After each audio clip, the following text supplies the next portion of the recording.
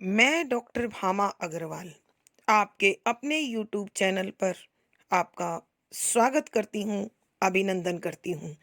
आइए प्यारे बच्चों, आज हम डॉक्टर धर्मवीर भारती द्वारा रचित विप्रलब्धा नामक कविता का अध्ययन आरंभ करते हैं। इस कविता के अध्ययन से पूर्व इसे सरल और सहज बनाने के लिए हम कुछ स्मरणीय बिंदुओं पर अपना ध्यान केंद्रित करते हैं। नंबर 1, विप्रलब्धा डॉक्टर धर्मवीर भारती द्वारा रचित है। नंबर 2, डॉक्टर धर्मवीर भारती प्रगतिवाद के सशक्त हस्ताक्षर हैं। नंबर 3, विप्रलब्धा कविता उनके काव्य कन्नुप्रिया से लिया गया है। नंबर 4, यह रचना नायिका प्रधान है और इस रचना की नायिका राधा है। नंबर 5, इस रचना में संयोग के आनंद तथा वियोग की तड़फ का सजीव चित्रण किया गया है। नंबर 6, राधा के जीवन की नीरसता की तुलना बुझी हुई राख, टूटे हुए गीत, डूबे हुए चांद, खाली बर्तन, जूड़े से गिरे हुए बेले, उजड़े मेले की तुलना के साथ दर्शाई गई है। नंबर 7, कृष्ण की याद में उनका स्वर भंग हो चुका है और जीवन सूना है। नंबर 8, श्री कृष्ण की स्मृति में राधा का जीवन टूटे हुए खंडहर में मणियों से जड़ित दर्पण के समान है, अर्थात नायिका का सौंदर्य तो है मगर उसका मन बेहद दुखी है। नंबर 9, राधा को श्री कृष्ण के मिलन का एक क्षण सारे इतिहास के समक्ष सशक्त और भावपूर्ण जान पड़ता है। नंबर 10, जिन बालों के सौंदर्य में राधा ने कभी समय को बांधा था, आज वही बाल उन्हें नागपाश की भांति जकड़ रहे हैं। नंबर 11, राधा के जीवन में संशय अर्थात संदेह इस प्रकार समाया हुआ है जैसे बुझी हुई राख में चिंगारी होती है और शराब के प्याले में बची हुई आखिरी बूंद होती है।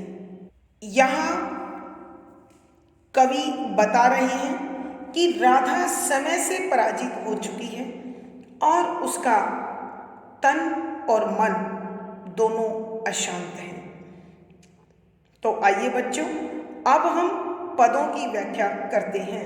पद संख्या 5, मंत्र पढ़े बाण से छूट गए तुम तो कनु, शेष रही मैं केवल कांपती प्रत्यंचा सी, अब भी जो बीत गया उसी में बसी हुई, अब भी उन बाहों के छलावे में कसी हुई।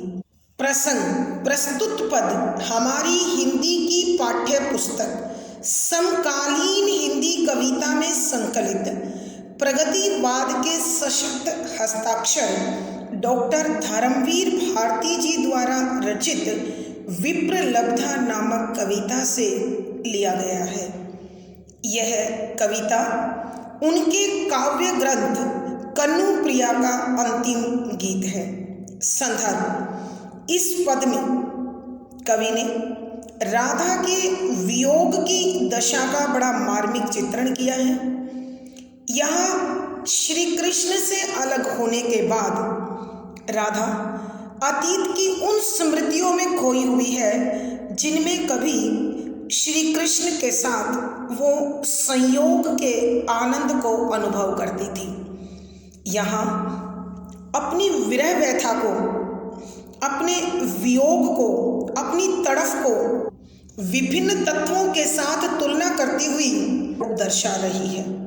यहाँ कवि राधा की उसी तड़फ का सजीव चित्रण करते हुए लिखते हैं कि व्याख्या: शब्दों के अर्थ साथ साथ मंत्र पढ़े अर्थात मंत्रों से पूरित कर, फूंक कर, बाण तीर से के समान छूट गए, चले गए।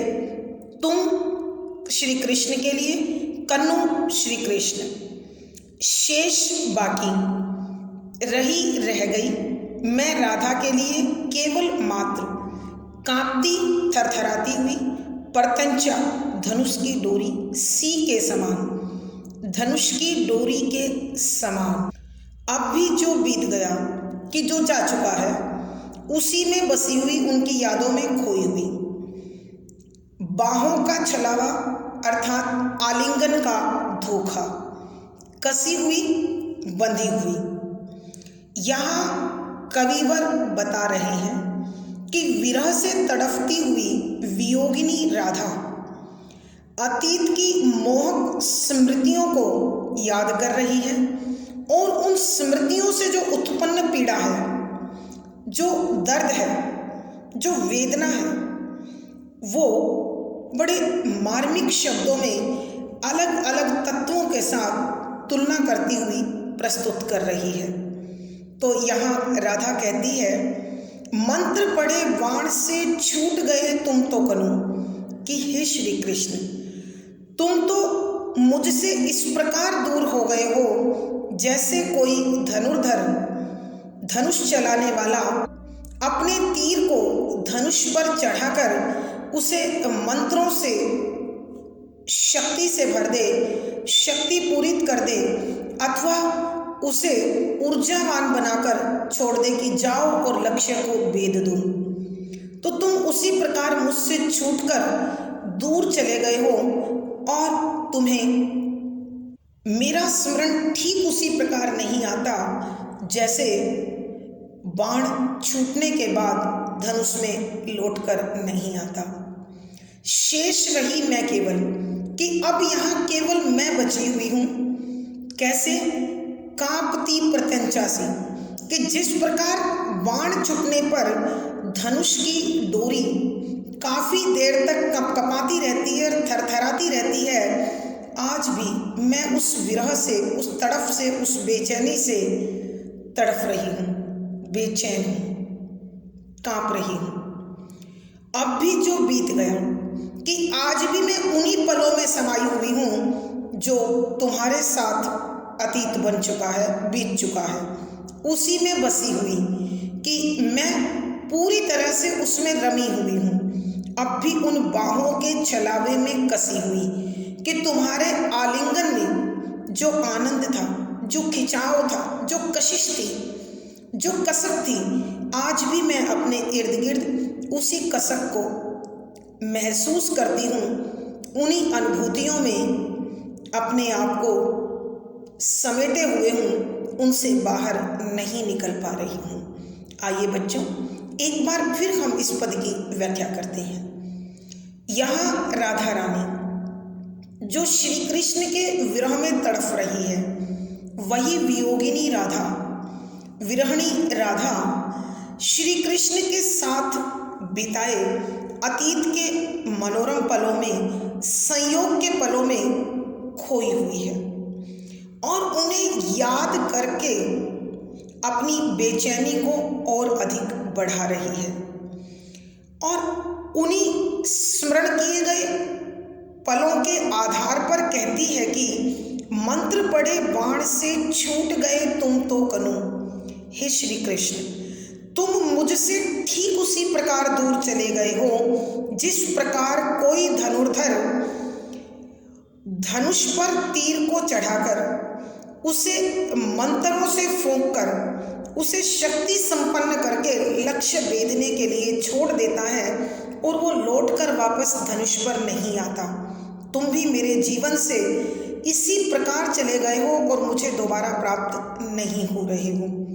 अब यहाँ मैं अकेली ठीक उसी प्रकार शेष हूँ, बची हुई हूँ, जिस प्रकार बाण के छूटने के बाद धनुष की डोरी काफी देर तक कांपती रहती है, थरथराती रहती है। मैं भी तुम्हारे विरह की तड़फ में उसी प्रकार तड़फ रही हूँ कि तुम चले गए, लेकिन तुम्हारी यादें, तुम्हारा विरह मेरा पीछा नहीं छोड़ रहा है। अब भी जो बीत गया कि आज भी मैं उसी पलों में, उसी जीवन में समाई हुई हूँ जो मुझसे बहुत पहले छूट चुका है। मैं उसी में बसी हुई हूँ, अब भी उन बाहों के छलावे में कसी हुई कि आज भी मैं उन्हीं बाहों में समाई हुई हूँ जिनके आलिंगन में कभी मैंने कशिश, कसक, तपिश महसूस की थी। अर्थात राधा के कहने का भावार्थ यह है कि हे श्री कृष्ण, तुम मुझे छोड़कर दूर चले गए और अपनी जीवन शैली और ज़रूरतों को बदल लिया, लेकिन मैं आज भी केवल तुम्हें याद करती हुई, तुम्हारी स्मृतियों के सहारे, तुम्हारे विरह को झेलते हुए तुम्ही में बसी हुई हूँ। तुम्हारे सिवा मुझे इस संसार में कोई और वस्तु, कोई और तत्व प्रिय नहीं हो सका। भावार्थ, कवि के कहने का भाव यह है कि राधा रानी अपने विरह को झेलती हुई अपने मन को बहलाने के लिए अतीत में बिताए संयोग के पलों में खो जाती है, मगर वो भी उसकी विरह व्यथा को और बढ़ा देते हैं। विशेष यहाँ कवि ने विरहणी राधा के विरह का यथार्थ चित्रण किया है। शुद्ध साहित्यिक खड़ी बोली का प्रयोग है। वियोग श्रृंगार रस माधुर्य गुण है। लक्षणा शब्द शक्ति है। मुग्ध छंद गेय शैली और संगीतात्मकता बनी हुई है। यहाँ पूरी रचना आत्मकथात्मक शैली में रची गई है।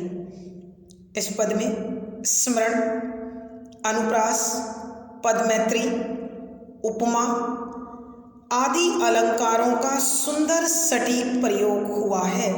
पद संख्या 6। जिन रूखी अलकों में मैंने समय की गति बांधी थी, हाथ उन्हीं काले नागपाशों से दिन प्रतिदिन, क्षण प्रतिक्षण बार बार डसी हुई, अब सिर्फ मैं हूँ, यह तन है और संशय है। बुझी हुई राख में छिपी चिंगारी सा, रीते हुए पात्र की आखिरी बूंद सा, पाकर खो देने की व्यथा भरी गूंज सा।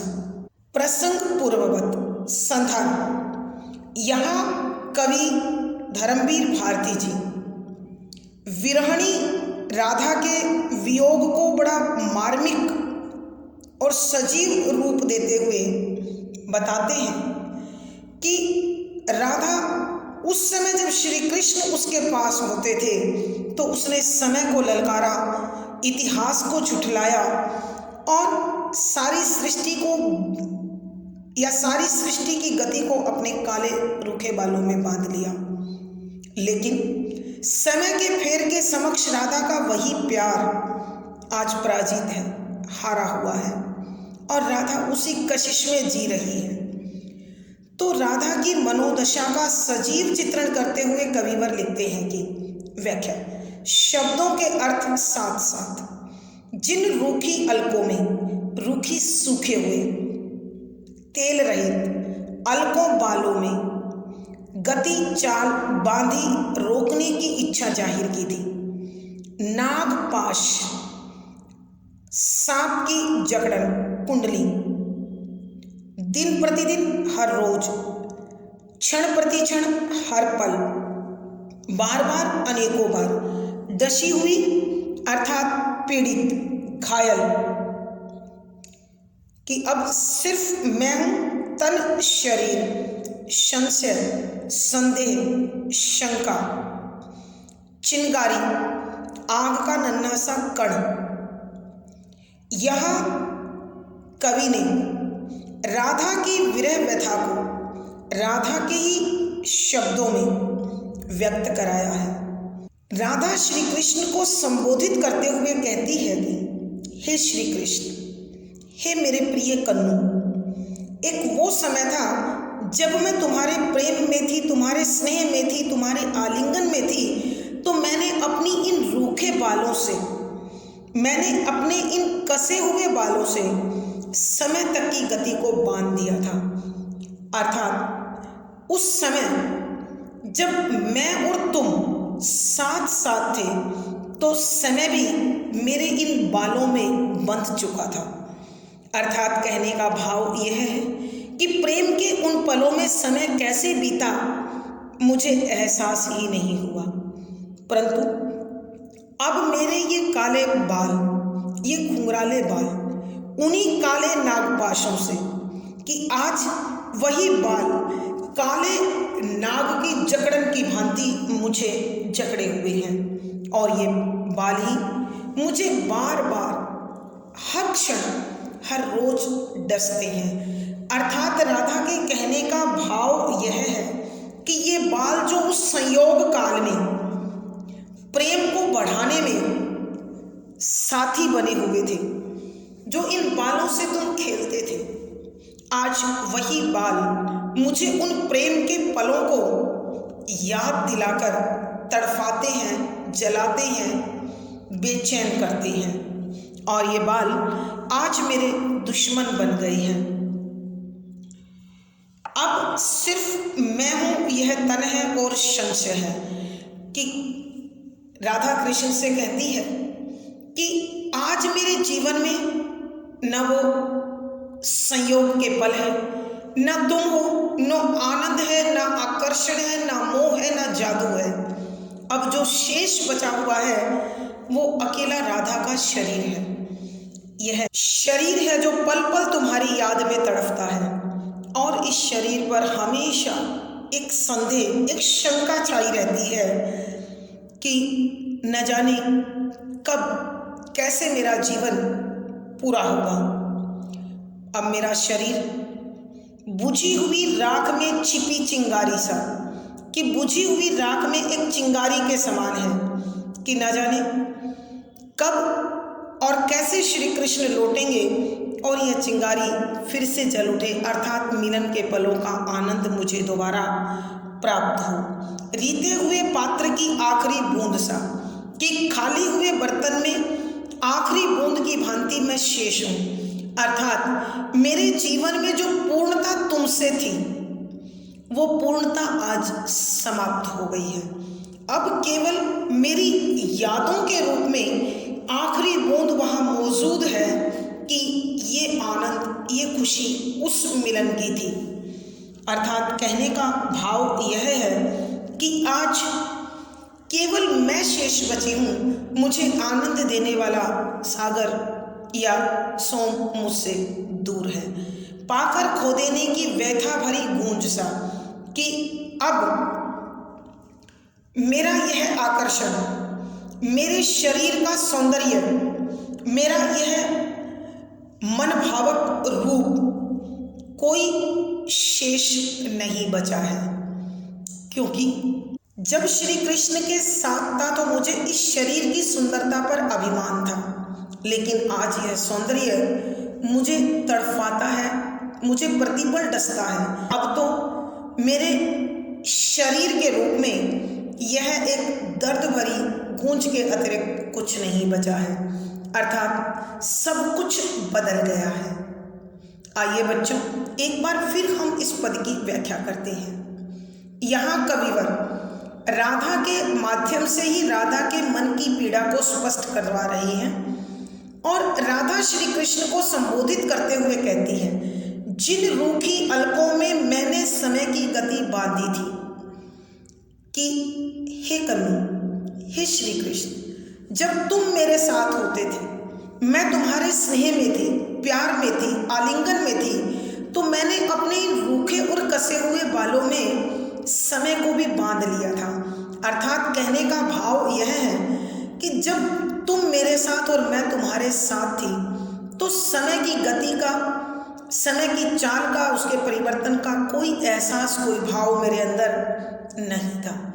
वो पल मेरे जीवन की पूर्णता का पल था और जो काले घुंघराले बाल जब हमारे प्रेम को बढ़ाने में सहायक थे, आज ये बाल शत्रु बनकर मुझे सता रहे हैं, तंग कर रहे हैं। हाथ उन्हीं काले नागपाशों से दिन प्रतिदिन क्षण प्रतिक्षण बार बार डसी हुई कि यही काले घुंघराले बाल आज मुझे सांप बनकर हर रोज हर पल डसते हैं, तड़फाते हैं, जलाते हैं। अर्थात तुम्हारा इन बालों के साथ व्यवहार करना, खेलना मुझे प्रतिपल याद आता है और मेरे विरह की आग को और अधिक भड़का जाता है और अधिक तड़फा देता है मुझे।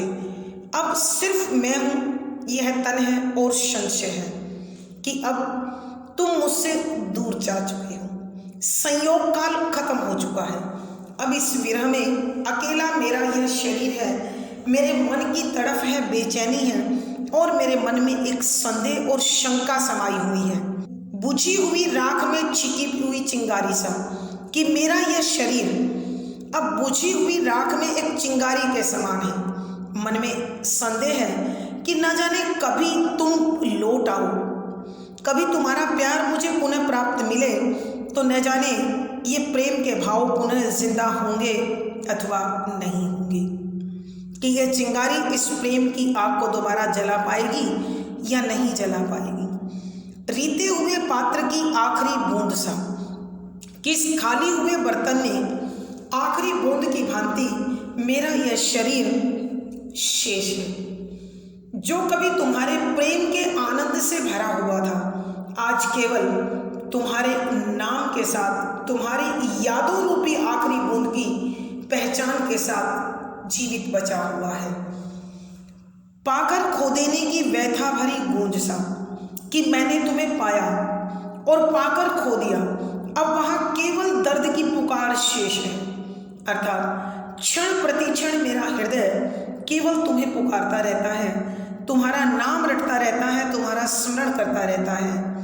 आज समय जिसको मैंने बांधा था, इतिहास जिसको मैंने झुठलाया था, आज वही मुझे चुनौती दे रहा है।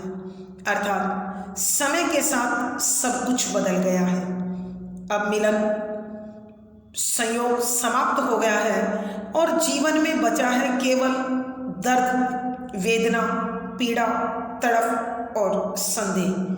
भावार्थ कवि के कहने का भाव यह है कि विरहणी राधा श्री कृष्ण के प्रेम में खोई हुई है। उन अतीत के पलों ने उसके दर्द को और अधिक बढ़ा दिया है। विशेष यहाँ राधा की विरह व्यथा का बड़ा मार्मिक चित्रण हुआ है। शुद्ध साहित्यिक खड़ी बोली का प्रयोग है। वियोग श्रृंगार रस माधुर्य गुण है। लक्षणा शब्द शक्ति है। मुक्तक छंद गे शैली और संगीतात्मकता है। इस पद में अनुप्रास, मानवीकरण, उपमा, उल्लेख आदि अलंकारों का सुंदर सटीक प्रयोग हुआ है। इस पद के साथ ही बच्चों आज की कक्षा और यह कविता दोनों समाप्त होते हैं। अगली वीडियो में फिर मुलाकात होगी। पिछली वीडियो का लिंक आपको डिस्क्रिप्शन बॉक्स में मिल जाएगा। आपको कविता कैसी लगी और पढ़ने में आनंद आया होगा? अपने भाव व विचार कमेंट बॉक्स में लिखें। वीडियो को लाइक करें, शेयर करें और चैनल सब्सक्राइब करें। आपका दिन और जीवन मंगलमय हो, इसी शुभकामना के साथ आभार, धन्यवाद।